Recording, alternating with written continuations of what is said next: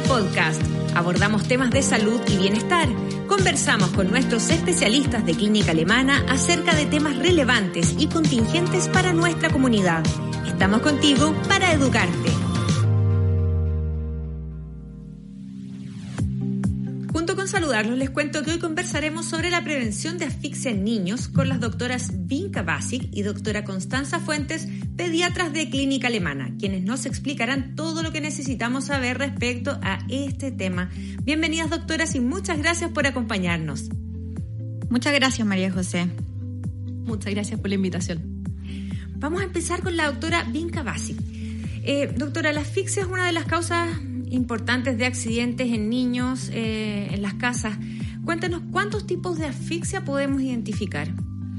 Mira, básicamente lo podríamos dividir en 3 tipos. Está la sofocación, el ahorcamiento y la inmersión, que es la típica asfixia por inmersión, que es cuando los niños se ahogan.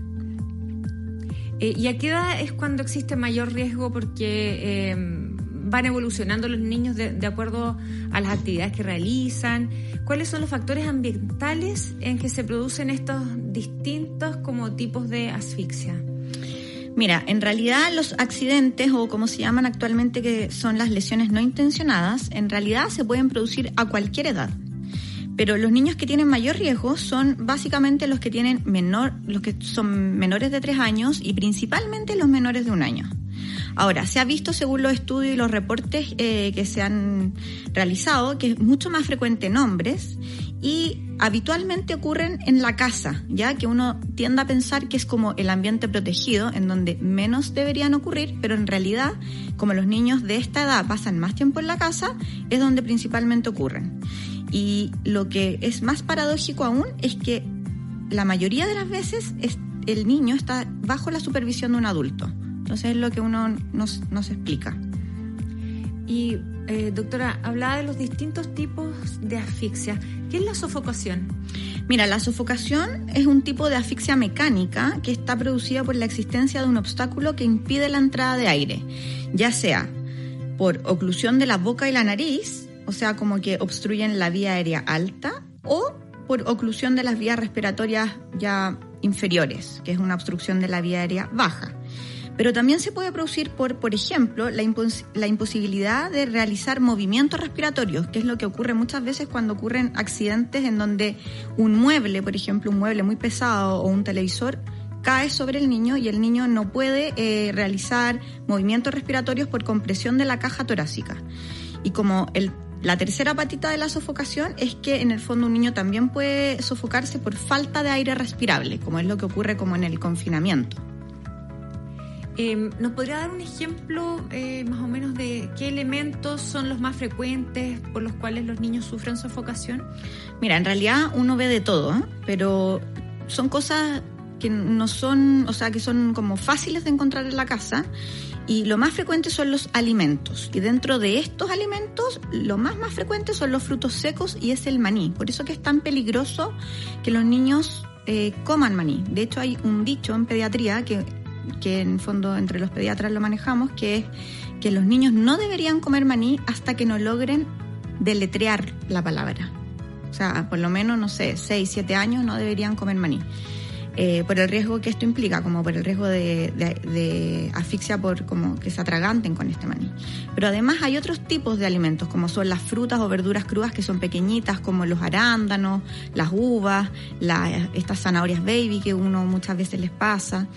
Y además de los alimentos hay otras cosas como algunos juguetes en que, por ejemplo, los juguetes que usan o los relojes que usan pilas botón, que son estas pilas redonditas, o imanes. Existen juguetes que tienen imanes chiquititos, las bolitas, muchas veces se asfixian con globos o pedazos de globo, no todo el globo entero, sino que pedacitos de globo cuando se revientan, piezas de juguete pequeña como los Lego, y hay otras cosas que también son súper frecuentes que para los niños también les llama mucho la atención, como son las monedas, los chinches, en el fondo son estas cositas que se pegan en las paredes, los papeles, y el Plumavit.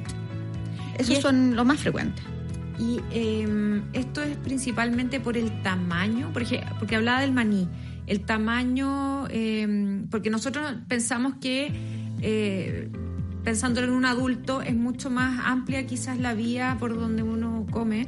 Entonces, es más el tamaño calza justo, ¿es por eso que se sofocan? Claro, lo que pasa es que la vía aérea del niño efectivamente proporcionalmente es menor que la de un adulto. Entonces, uno se tiene que hacer la idea de que la vía aérea baja de un niño es como del tamaño del dedo meñique del mismo. Entonces, cualquier cosa que sea menor a eso puede producir un riesgo de asfixia. Y respecto a las otras causas que eran ahorcamiento también, sofocación y... ¿Cuál era la otra, doctora? Inmersión, claro. ¿Cómo se produce un ahorcamiento en un niño en la casa? ¿Con qué deberíamos tener cuidado? Lo que pasa es que, como dijimos, las lesiones no intencionadas habitualmente son en menores de 3 años. Entonces, los niños menores de 3 años pasan más tiempo en la casa, entonces es más frecuente que ocurra en ellos. Y ellos, como están descubriendo el mundo, toman cosas que nosotros tenemos habitualmente como puestas o en la casa como a la mano de ellos, que para nosotros no implica ni un riesgo, pero en realidad para ellos sí, como son, por ejemplo, los cables o los cordeles de las cortinas, el WC, ponte tú que los niños, la asfixia por inmersión se produce, bastan solo 2 centímetros de agua, entonces el niño solo con meter la nariz adentro del WC y se abalanzan sobre los niños tienen la cabeza casi del mismo peso que el resto del cuerpo, entonces se tiran hacia adelante, meten la nariz dentro del WC y luego de eso no pueden retroceder. Y ahí se puede producir también el riesgo de asfixia por inmersión. Pero en el fondo hay que pensar que todo objeto pequeño puede ser un posible elemento con el que se pueden asfixiar. Por ejemplo, las bolsas plásticas son un potencial peligro de asfixia por sofocación. Como dije antes, los cordeles o los cables pueden causar un ahorcamiento involuntario. ¿Cómo prevenimos estos accidentes? ¿Qué recomendaciones le dan a los papás?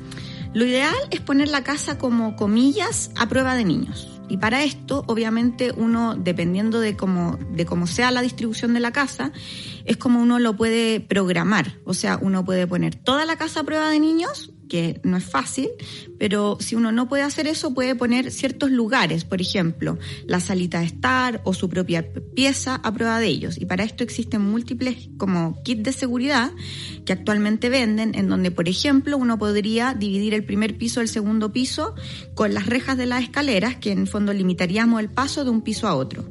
Y si no fuera esto, por ejemplo, si tuviéramos una casa de un solo piso, uno podría comprar seguros de bloqueos de puerta, cosa que no pudieran salir de una habitación a otra. Pero en el fondo, el lugar en donde esté, yo tengo que limitar un lugar seguro dentro de nuestra propia casa. Ojalá lo ideal siempre es toda la casa, pero si yo no puedo como ambientar toda la casa a prueba de niños, debería por lo menos limitar un lugar para ello. Doctora Constanza Fuentes, ¿qué pasa con los recién nacidos? Porque muchas veces los padres decoran las cunas, uno está súper emocionado, sobre todo cuando son papás primerizos y le ponen peluches, y uno trata de hacer como los lugares como bien bonitos para los bebés. ¿Qué pasa con los recién nacidos? Lo que pasa es que los recién nacidos son una población muy especial porque no tienen mecanismos de defensa. O sea, basta que se les tape la nariz o la boca para que tengamos este riesgo de asfixia. Todo esto de la asfixia va muy de la mano con la prevención de muerte súbita. O sea, si yo tengo un peluche, se le cae sobre la cara, es potencialmente algo que lo puede asfixiar, incluso llevar a la muerte. Lo mismo, por ejemplo, si se pone boca abajo o si se pone un collar de estos collares, tanto collares de ámbar o los collares, por ejemplo, las cadenas, los chupetes. Cualquiera de estos empieza a representar un riesgo para el recién nacido. Y un poco lo que estábamos hablando, esto de que va de la mano con la prevención de muerte súbita, hay una serie de recomendaciones. Por ejemplo, que los recién nacidos deben siempre ser acostados de espalda, en su propia cuna, en la pieza de los padres. Si se va a practicar colecho, que este sea seguro. O sea, por ejemplo, que la madre no esté bajo la influencia del alcohol, del tabaco, ni nada que pueda interferir con sus reflejos. Los recién nacidos deben tener cunas sin almohadas, que las cunas no tengan ni siquiera estos como protectores por alrededor, que tenga una sábana firme por abajo, pero no cubrirlos con manta. Y para eso, por ejemplo, están los saquitos de dormir, que eso bajan mucho el riesgo de que se le llegue la sábana a la cara y con eso tenga problemas para respirar. Como les decía, por ejemplo, si usa chupete, sacarles la cadena del chupete al momento de acostarlos y que el chupete ojalá quede suelto para que esto no los vaya a sofocar. Las camas, por ejemplo, no deben tener el velo sobre, y los móviles que se usen deben estar lejos del alcance de ellos y tampoco poder caerse encima. O sea, todo esto voy a que el recién nacido, como no tiene opciones de defenderse por su propia cuenta, debemos nosotros protegerlo. Doctora, ¿qué pasa con estos nidos que han estado como bien de moda? El nido que es especial como para hacer colecho, hasta yo misma lo ocupé mucho y se ha dicho que no es muy seguro. O sea, el nido que va entre medio de los padres efectivamente no es lo más seguro. Si uno quiere practicar algo similar a eso, tiene que ser el colecho, pero el colecho, como te digo, de forma segura. O sea, en una cuna especial, adosada a la cama de los padres, pero con estas características de que, por ejemplo, eso, si la madre tomó alcohol, no puede practicar colecho esa noche porque el riesgo de aplastar a la guagua al darse vuelta, de no poder reaccionar, etcétera, es muy alto. Y son los bordes de este nido que son como acolchaditos. Uno piensa que es más seguro para que no se vayan a mover o queden como contenidos, que es como el motivo por el cual se comercializa esto. Sí, el detalle es que cuando uno está profundamente dormido no sabe si es que el niño, o la guagua, el recién nacido en este caso, está mirando, por ejemplo, todo el tiempo para arriba. Recordemos que los recién nacidos no son capaces de girar solo. O sea, si se gira y en esta parte que es blandita efectivamente le cubre la nariz, con eso él no va a tener la posibilidad de defenderse y efectivamente puede asfixiarse. ¿Y qué pasa? Porque hablábamos recién del tema de asfixia por inmersión. Nosotros siempre pensamos que el mayor riesgo en una casa son las piscinas y que en el fondo son el único riesgo en cuanto a este tipo de accidentes. ¿Con qué otras cosas debemos tener cuidado? Básicamente, todo lo que tenga una cantidad de agua suficiente como para taparle la boca y la nariz. O sea, estamos hablando que un bol de agua ya puede tener la cantidad suficiente para producir una asfixia. El WC, la tina es súper importante. Al momento, por ejemplo, de bañarlos, uno no puede dejarlo solo o no puede dejarlo a cargo del hermano, por mucho que el hermano sea más grande, porque basta centímetros para que el niño o la guagua, depende de la edad que tenga, se caiga, se tape la nariz y efectivamente se puede producir una asfixia por inmersión. En cuanto a los alimentos, ¿qué otras precauciones debemos tener? Muchas veces hay niños que empiezan ya al año y medio, 2 años a comer solitos. ¿Qué precauciones tenemos que tener con eso?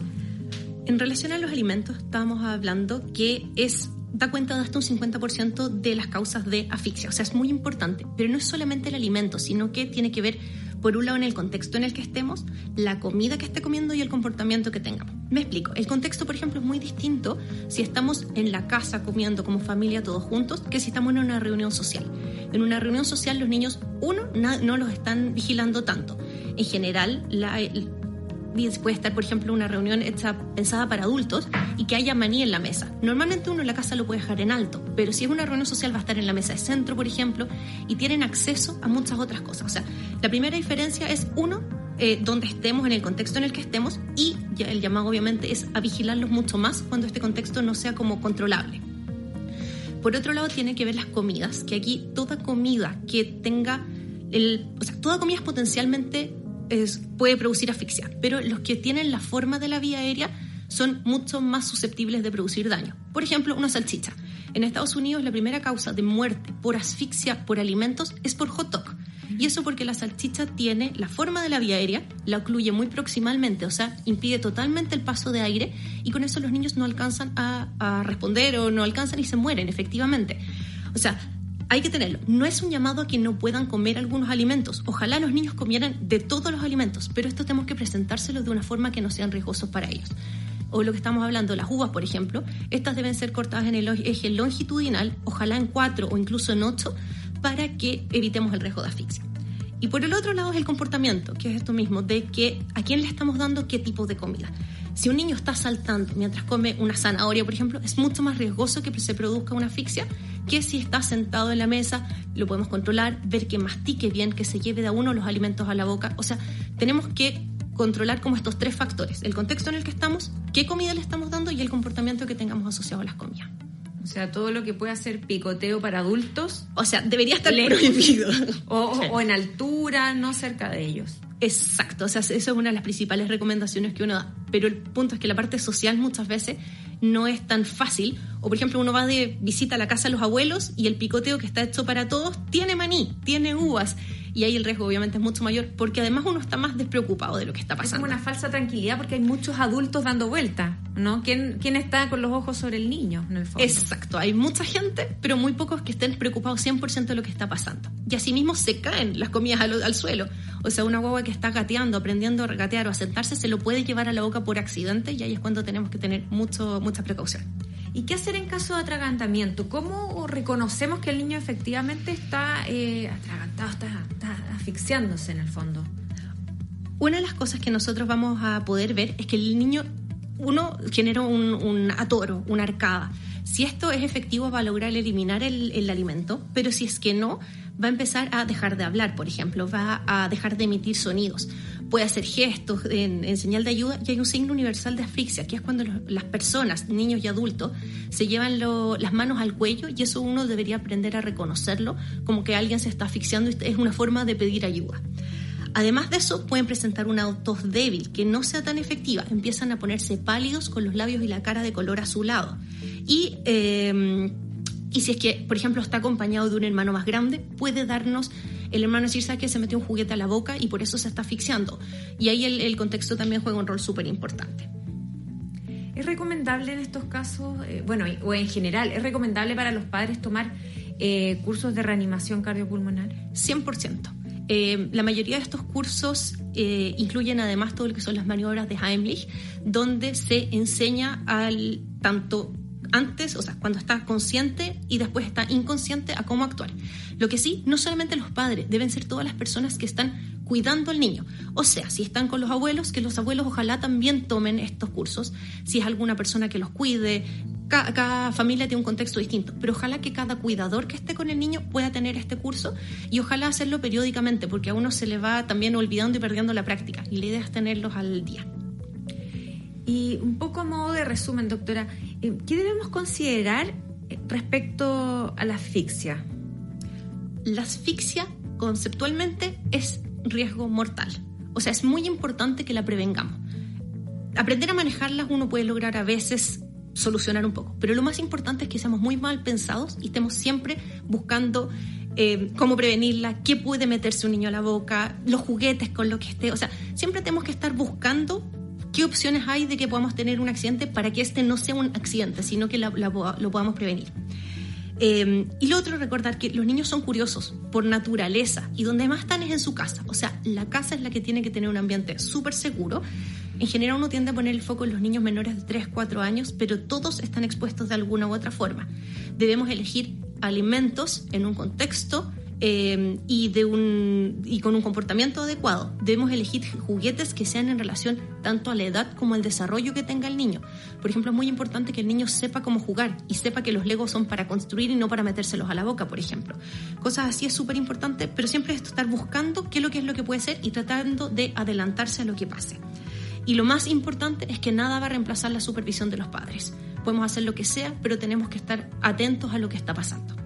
Es mejor pecar de preocupado y de exagerado ante estas cosas, porque en el fondo yo creo que siempre hay roles distintos o los padres tienen distinta personalidad y hay uno que es más urgido o más preocupado o sobreprotector en este caso. Sí, o sea, hay distintos tipos de como enseñanza y ahí obviamente hay papás que son más aprensivos y otros que son más relajados, pero efectivamente en este caso es mejor ser precavido y porque es mejor prevenir que lamentar.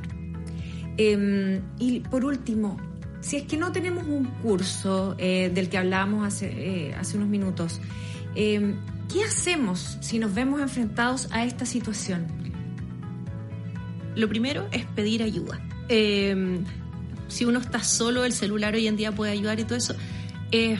es difícil enseñar así teóricamente lo que hay que hacer, así que en ese sentido los invito, por ejemplo, a revisar los cursos que hay en las redes sociales. Hoy en día, con todo lo de COVID, toda la parte virtual está muy, muy fuerte, y por ejemplo, eso, en las redes sociales de la clínica aparecen los cursos, sale cómo evaluar, o sea, cómo aprender a hacer maniobras de Heimlich, cómo hacer RCP, y son videos cortos que pueden dar un primer acercamiento, y obviamente invitarlos a que puedan tomar estos cursos tanto en línea como presenciales. Y son gratuitos. Entonces también eso en el fondo no limita a las personas para poder realizarlo. Muchas gracias, doctoras, por acompañarnos y explicarnos este tema que está tan en boga ahora, que incluso estamos mucho más tiempo en casa y que quizás hay mayor riesgo de que podamos enfrentarnos a un accidente doméstico. Así que muchas gracias por los consejos y por todo lo que nos han explicado el día de hoy. Gracias a ti, María José, por la invitación. Muchas gracias. Nosotros nos despedimos y nos encontramos en un nuevo Alemana Podcast. Síguenos en nuestras redes sociales y visita nuestro sitio web alemana.cl. Nos vemos en otro Alemana Podcast. Clínica Alemana, si es tu salud, es la alemana.